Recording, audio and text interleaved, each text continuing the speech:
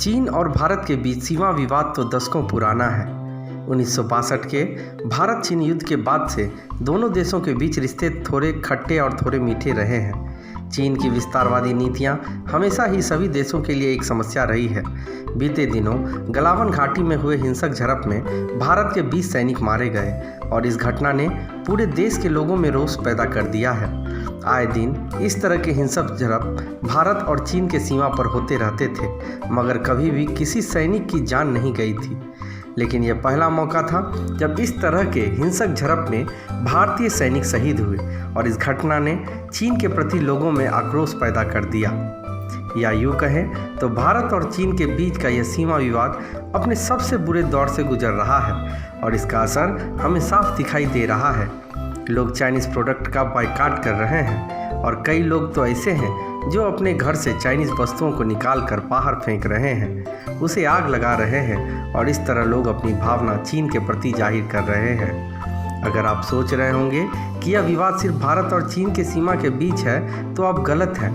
चीन का सीमा विवाद अपने हर पड़ोसी मुल्क के साथ है। चाइना की सरकार को लगता है कि पूरी दुनिया उसके बाप की जागीर है। पहले तो चाइना की सरकार अपने छोटे और कमज़ोर पड़ोसी देशों पर दबाव बनाकर उसे डरा धमकाकर उस देश को हड़प लेती थी, लेकिन अब उसके मन और मिजाज इन दिनों काफ़ी बढ़ते नजर आ रहे हैं। वह अब अमेरिका जैसी महाशक्ति को भी आंख दिखाने से नहीं डरता है। चाइना न सिर्फ भारत के लिए खतरा है, बल्कि दुनिया भर के सभी लोकतांत्रिक देशों के लिए यह एक प्रश्न है।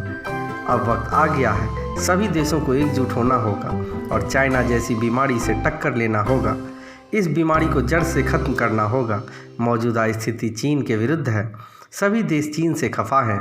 लगभग सभी देश चीन की नीति को समझ गए हैं कि वह किस तरह से अपना प्रभाव जमा रहा है, किस तरह अफ्रीका जैसे गरीब देशों को कर देकर उस देश पर अपना प्रभाव स्थापित कर रहा है, किस तरह वह अपने माल को सस्ते दामों पर दूसरे देश में बेचकर उस देश की इंडस्ट्री को तबाह कर रहा है, किस तरह वह अपनी विस्तारवादी नीतियों को अंजाम दे रहा है।